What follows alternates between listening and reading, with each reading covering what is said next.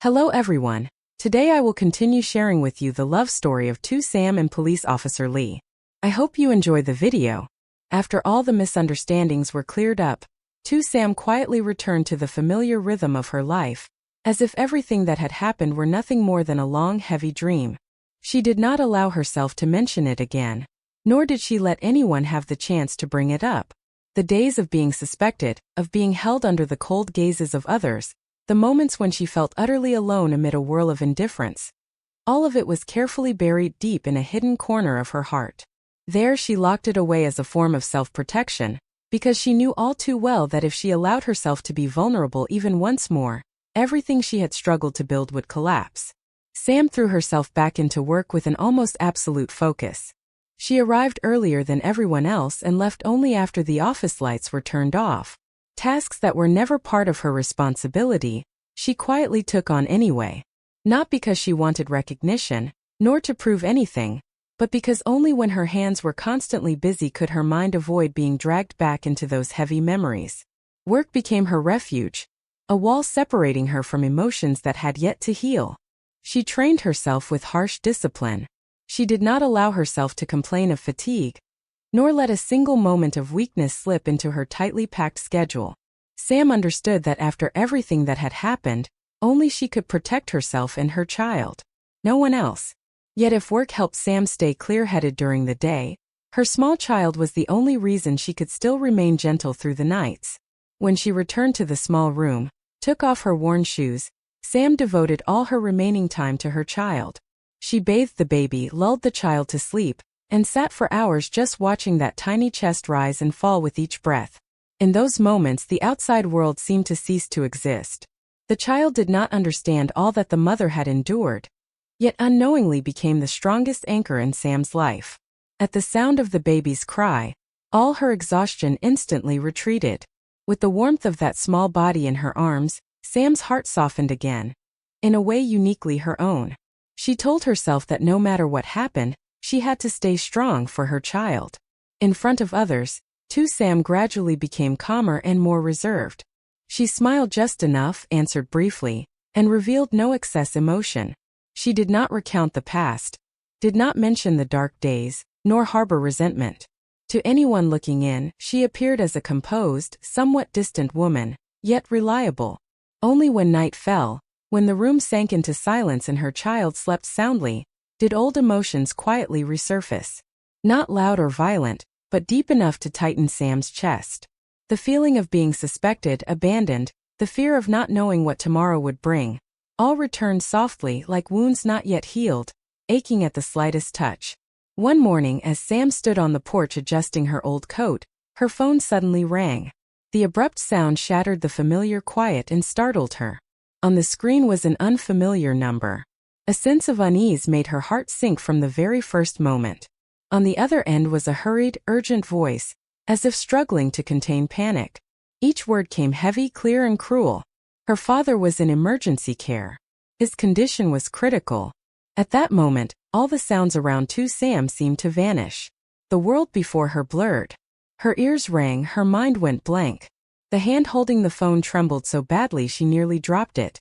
The words she had just heard echoed over and over in her head. Impossible to shake. All the toughness Sam had built over time suddenly wavered.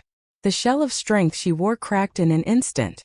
A raw, fierce, brutally real fear flooded her chest. The fear of losing the only family member she had left.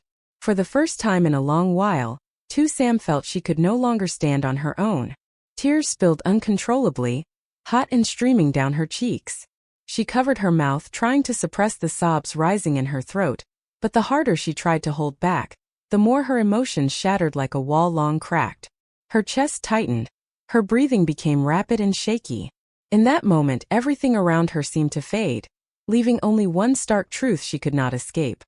Her father was the only family she had left in this world. He was not a strong father in the way people often praise. He was quiet, reserved, more resigned than defiant. He had once remained silent before the harshness of his second wife, had stood by as wounds fell upon his daughter's shoulders without the courage to step in and shield her.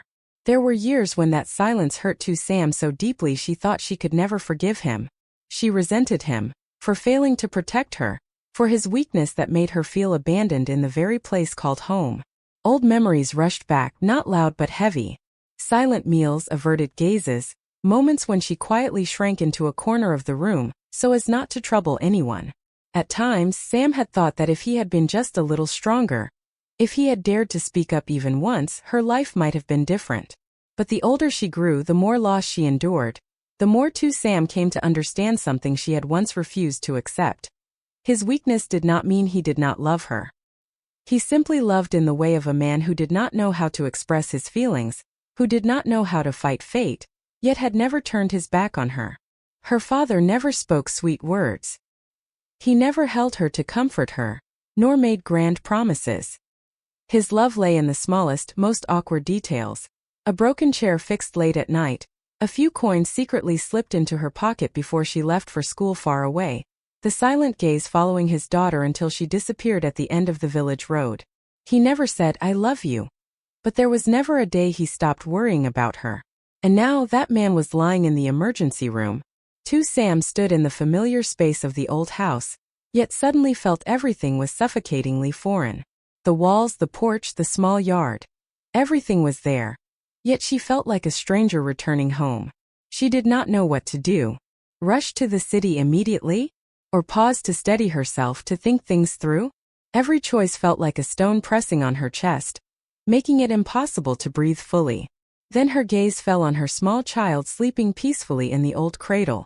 That tiny face was serene, completely unaware that the mother's world was tipping over. In that instant, a clear thought flashed through Sam's mind. She had to take her child along. Not only because she could not leave the child behind, but because she wanted her father to meet his grandchild. She wanted this child, though still too young to understand, to touch her grandfather. On the way to the hospital, Too Sam held her child tightly against her chest. Every turn of the wheels echoed like a frantic beat of her heart. She was afraid, so afraid her hands were icy cold. Afraid she would arrive too late. Afraid she would not see her father open his eyes again. Afraid that words left unsaid would become eternal regrets. When she stepped into the hospital room, the sharp smell of disinfectant hit her, making her dizzy. Her father lay there, much thinner than the last time she had seen him. His face was pale, his eyes half closed, his breathing so faint she had to strain to notice it. In that moment, Sam felt her legs give way. She moved closer and set her child down beside the bed. The baby blinked wide, clear eyes, curiously looking at the unfamiliar man. Too Sam swallowed her tears and bent down, whispering in a trembling voice, "That's your grandfather." Something strange seemed to happen. The child stretched out a tiny hand and instinctively grasped the old man's thin finger. A very light, very fragile grip. Yet it made Too Sam break down in tears. The child had never met him, never heard him call her name, yet that skin-to-skin contact carried an overwhelming sense of familiarity, as if an invisible, silent but unbreakable bond connected them. Her father's finger twitched slightly, very slightly, but enough for Sam to notice. She tightened her other hand around his, tears falling soundlessly. In that fragile moment, she suddenly understood that no matter how many mistakes or silences life held, blood ties would always find a way to recognize each other. Amid the turmoil of her emotions, Too Sam tremblingly called Lee. The moment she heard his voice on the other end, everything she had been holding back shattered. Sam could not finish a single sentence. Her voice broke, choked, tears falling with each rapid breath, as if stopping for even a second would make her collapse completely. Lee did not press her with questions. He did not rush her. He let her cry, let her speak in fragments. Then he spoke, his voice low, slow and steady, like a rare anchor in the storm raging inside her. "Calm down. I'll catch a ride right away. I'll go with you." Just that one short sentence, but to Too Sam it was like a rope pulling her back to solid ground as everything around her fell apart. She lowered the phone, her shoulders still shaking with fear, but the emptiness in her chest had eased, if only a little. Throughout the entire journey to the city, Too Sam could not calm herself. The car moved steadily along the long, endless road, the scenery outside the window constantly changing, yet everything passed before her eyes like meaningless patches of color. In Sam's mind, thoughts piled upon thoughts, chaotic and suffocatingly heavy. She was afraid. Afraid of losing her father. Afraid that by the time she arrived, it would already be too late. Afraid that she would have to carry an irreparable regret for the rest of her life. Sam held her small child tightly in her arms. That familiar warmth was the only thing keeping her from breaking down at that moment. She looked down at the tiny sleeping face, long lashes trembling slightly with each steady breath. The child knew nothing of the anxiety weighing over her mother, nor that this journey might change so many things. Sam took a deep breath, reminding herself that she had to be strong, at least for her child. Lee sat beside her, occasionally leaning closer. He spoke in short, measured sentences, his voice low and even, as if trying to pull Sam out of the panic surging in her heart. He told her to slow her breathing, reminded her that doctors in the city were better, assured her that there would be a way through this. Sam listened and knew he was only trying to calm her, but her heart still felt unbearably heavy. Some fears, no matter how much they are comforted, cannot disappear right away. When the car stopped at the hospital gate, Sam barely had time to think. Holding her child, she hurried after a nurse into the emergency area. The long corridor, the cold white lights, the sharp smell of disinfectant made her head spin. Through the clear glass, Sam saw her father lying motionless on the hospital bed. His body had grown much thinner, so small that her heart clenched painfully. Each faint, fragile breath of his seemed to grip her chest, and she had to struggle just to remain standing. When she was allowed to enter, Sam walked toward the bed with slow, hesitant steps. She bent down and called softly, "Dad." His aged eyes opened very slowly. At first his gaze was unfocused, lost. Then gradually it settled on his daughter's face. His lips moved as if he wanted to say something, but his breath was too weak to form more than the faintest sound. Sam leaned closer, tears falling before she could wipe them away. Then she gently turned, letting her father see the child cradled in her arms. "Dad, this is your grandchild." In that moment, something changed in the old man's eyes. It was as if a fragile spark of light had been lit in eyes worn down by illness. He looked at the child for a long time, so intently that he seemed to forget his pain. The tiny, rosy, peaceful face in Sam's arms held his gaze completely. His dry lips trembled, his breathing grew more hurried, and then tears slowly rolled from the corners of his wrinkled eyes. These were not tears of pain, but the overwhelming emotion of a father, a grandfather seeing his own flesh and blood for the first time. He raised his thin hand, trembling as he gently touched the child's tiny fingers. The touch was so light, as if he feared that with just a little more force, the moment would vanish. Sam turned away, unable to suppress a sob. She had never imagined she would see her father cry like this. A man who had spent his entire life silent and enduring, never showing emotion, now wept simply at the sight of his little grandchild. In that instant, Sam understood that no matter how many shortcomings, silences, and pains life contained, family bonds always endured in the most resilient way. Later, the doctor informed her that her father had tuberculosis, requiring long-term treatment and strict care. Sam listened as if her ears were ringing. Medical terms and instructions flowed one after another, but only when the doctor finished did she speak.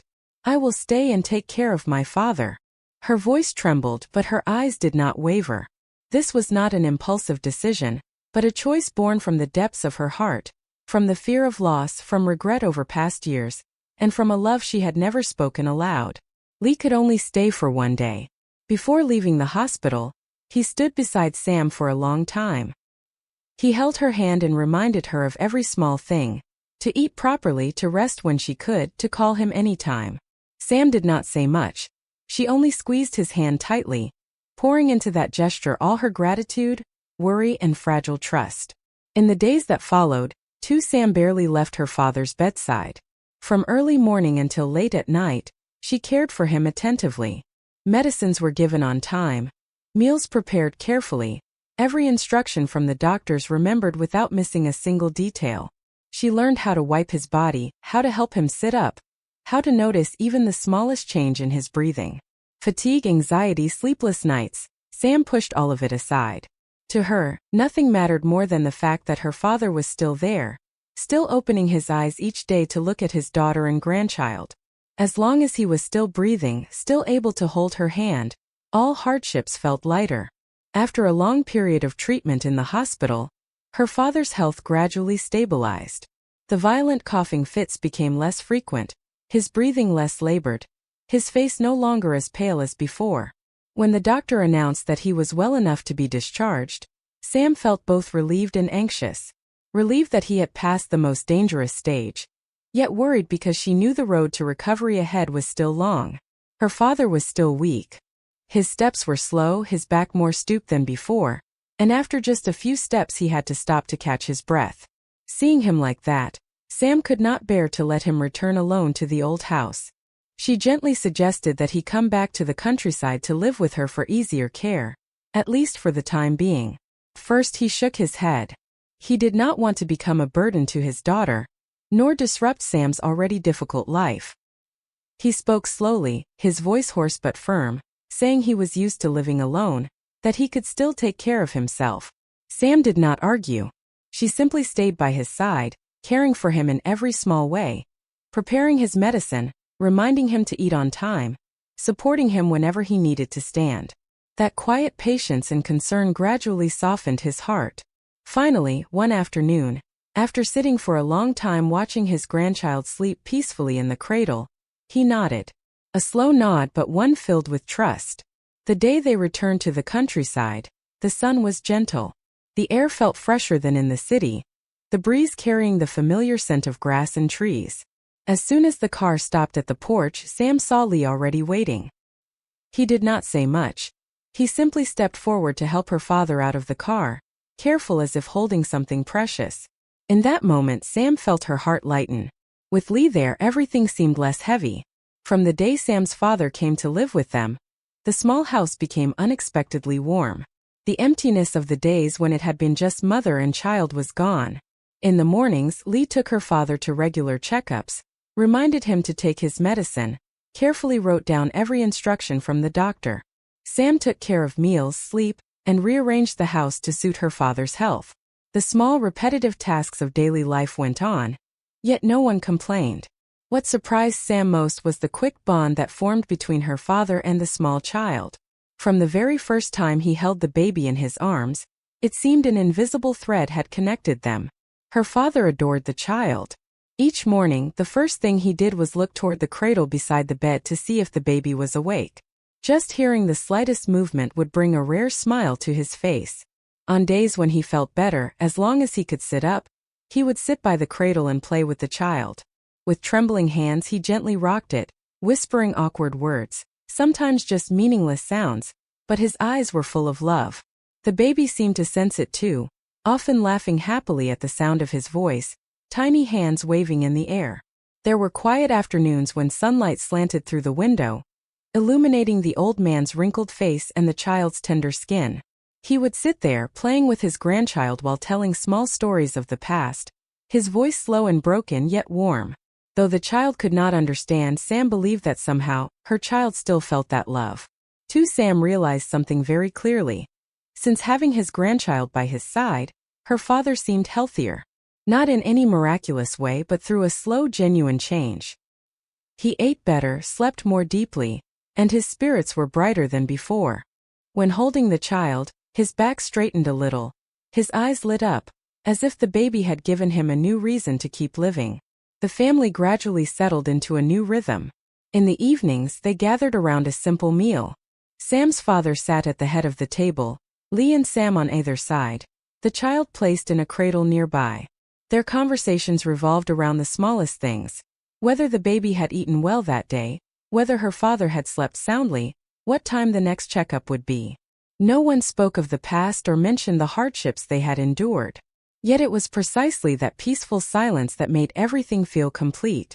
Watching her father carefully play with his grandchild, Lee standing nearby to help, the house filled with soft laughter, too, Sam felt her heart soften. All the exhaustion, anxiety, and fear that had built up over time seemed to melt away. She realized that she was happy, a quiet happiness, not loud or dazzling but deeply real. After all the losses and trials life had brought her, Sam understood that the most precious things were not grand achievements or distant dreams. As long as her father grew stronger each day, her child grew up surrounded by love, the person she trusted remained by her side, and they could share a peaceful meal together in their small home. For Sam, that was enough. Cảm ơn mọi người đã xem hết video hôm nay của mình. Chúc mọi người có một ngày mới vui vẻ, hạnh phúc và một ngày làm việc tràn đầy năng lượng. Hy vọng rằng những câu chuyện của mình chia sẻ sẽ mang đến niềm vui cho mọi người và giúp mọi người thư giãn sau một ngày làm việc mệt mỏi. Hiện tại thì những video của mình đang được phát hành vào khung giờ 7 giờ tối và 7 giờ sáng. Nếu mà mọi người yêu thích thì nhớ bấm nút theo dõi, bật chuông thông báo để nhận thông báo khi mình đăng video mới nhất và chia sẻ đến cho bạn bè để mọi người cùng biết đến và để mình có động lực ra nhiều video hơn cho mọi người cùng xem. Cảm ơn mọi người đã lắng nghe những lời chia sẻ của mình. Rất vui được đồng hành cùng mọi người trong thời gian qua. Cảm ơn mọi người đã và hẹn gặp lại mọi người ở trong video tiếp theo nha.